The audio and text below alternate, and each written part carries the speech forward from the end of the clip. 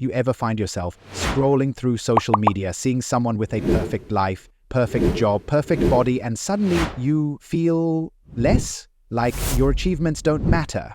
If you have, you're not alone. Comparison is a trap, and it's stealing your happiness every single day. But what if I told you there's a way out?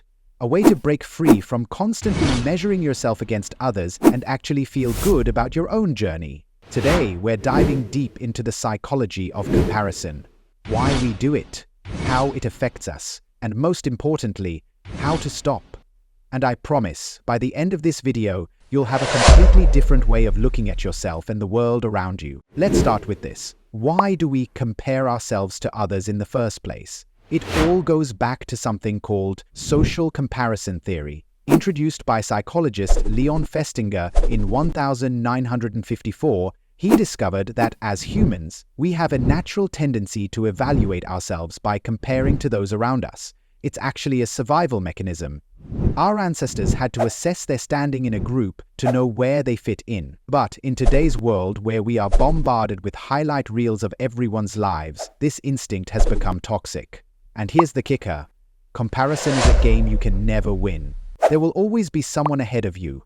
Someone richer, more successful, better looking, more talented.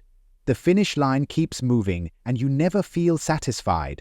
But it gets worse. Studies show that excessive comparison can lead to anxiety, depression, and even lower self-esteem. Social media, in particular, has made this 10 times worse.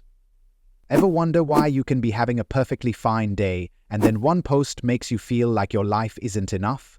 That's your brain playing tricks on you. So, how do we stop? First, change your focus. Instead of looking at what others have, look at how far you've come. When you measure yourself against your own progress instead of someone else's success, you regain control of your happiness. Second, curate your environment.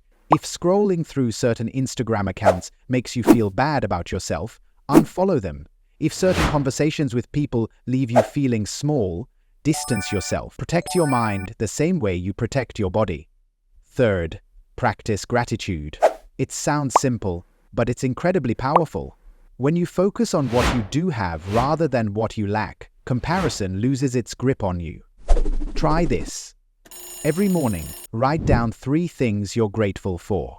You'll be surprised how much this shifts your perspective. And finally, understand this one fundamental truth. Someone else's success does not take away from yours. Read that again. Just because someone else is doing well doesn't mean you are failing. Life is not a race. You're running in your own lane, on your own time. But here's something to think about. What if comparison could actually be used positively? What if instead of making you feel bad, it could inspire you? Well, that's a secret weapon most people don't realize they have. But for now, let me leave you with this.